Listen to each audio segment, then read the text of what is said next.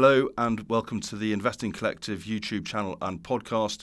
Everything that you are going to hear represents the views of the interviewer and the interviewees as at the time of recording. And please remember that we are not giving investment recommendations or advice.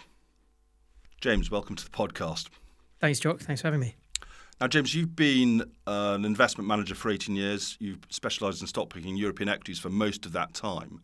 I thought it'd be really useful for the listeners to talk about a holding in the portfolio and why you hold it and how you came to the decision to hold it and explain your thinking behind it. So let's talk about Danieli. It's an Italian maker of stuff for steel manufacturers as far as I can work out. So what does it actually do? Yeah. So Danieli is this Italian family-run company. It's very much off the radar in terms of professional investors. In fact, their communication isn't great. But within that business is a real gem of a company. So it is in the steel sector, and they do produce some steel. But we reckon 85-90% of the value of that company is a division that makes the kit that other people use to manufacture their steel. And the key technology there is electric arc furnaces. So you'll know there's two ways to make steel. There's the blast furnace, which is the old method using coal and coking coal and emitting a lot of carbon. And then there's a newer method, which is still quite high emissions, but cleaner, which is electric arc furnaces. And that's a technology that Danieli's specialized in for many, many years and is starting to grow very nicely. So we're talking about a company that's what most people would think historically was a pretty cyclical, slightly dirty, steel-orientated industry, and probably not very expensive at this precise moment in time. So what is it about that excites you as a portfolio manager? Because lots of other managers would be looking at it and going, oh, I don't know if I can be bothered with that. That doesn't have a lot of excitement around it. Yeah, I think what we're trying to do in the portfolio, Jock, is identify change. Yeah. And I'm sure Sandy and Alan have talked about this in the past. Is that change can come internally, so the company does something, or it can come externally because the industry has improved or there's been a capital cycle or for a number of reasons. And with Danieli, we're kind of having our cake and eating it in a way. There's quite a lot of internal change going on under the surface. They haven't started shouting about that, but we know the company pretty well and we can see that change starting to happen. In fact, we've been involved in some of it. But also from an external point of view, there's a real change within the steel industry. So let's just to flesh that out a little bit.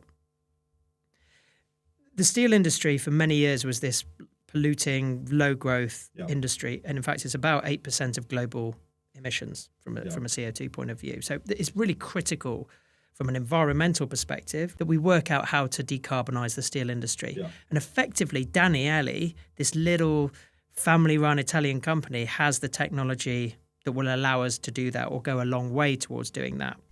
By introducing this new arc furnace process rather than relying on the smelly old carbon and coke, etc. Absolutely. And the beauty of it is that even if you forget about the emissions, that's become a lot cheaper because of the way the technologies have moved in terms of cost curve. And you mentioned just there that it's family owned. Is that good or bad from a perspective of being a fellow shareholder? Yeah, Italian family company, you sort of think, oh, how shareholder friendly are they going to be? And I guess that's the sort of internal change. So I said, there was internal, external change. The internal bit is we think there's about 4 or 5 steps that Danieli could do.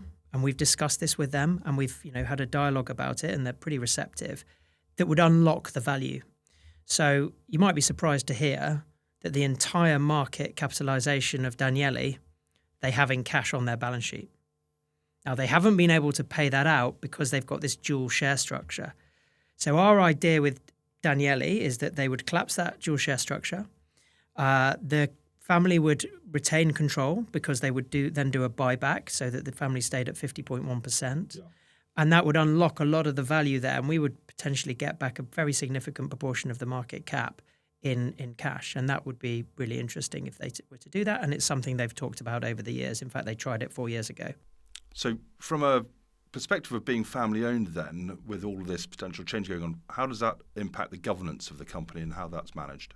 Yeah, frankly, Jock, the governance of the company hasn't always been as it should, in my perspective.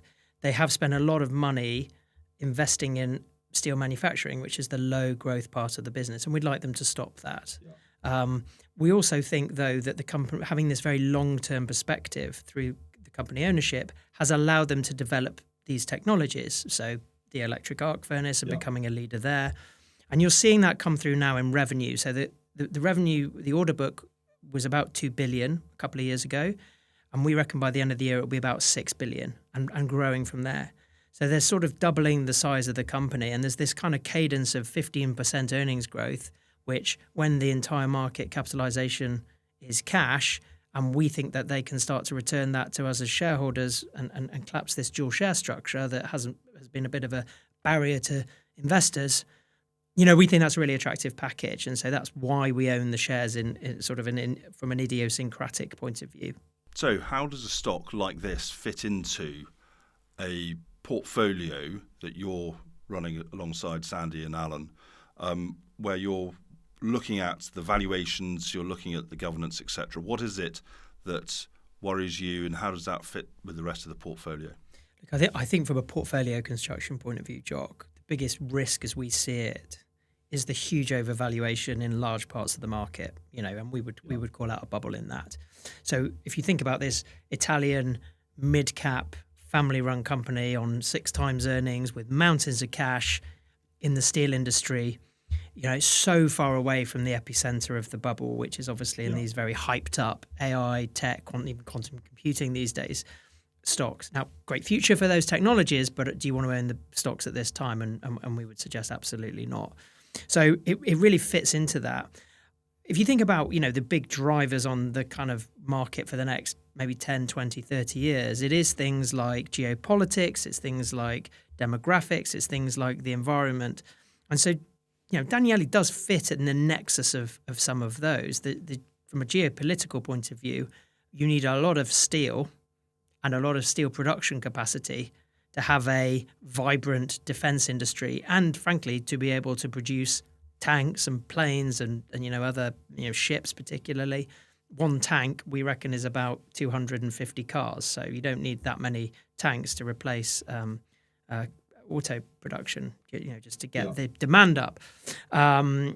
So clearly Danieli's technology are all about decarbonising steel. If that was the only thing, I don't think it would be strong enough. But the fact of the matter is there's been this big investment wave, or there is this big investment wave coming through in the steel industry because there's been this technological shift. And if you couple that sort of top-down or external change that the company's going through with the bottom-up change as they improve the governance and they return some cash to shareholders, that's a pretty powerful combination to generate a re-rating.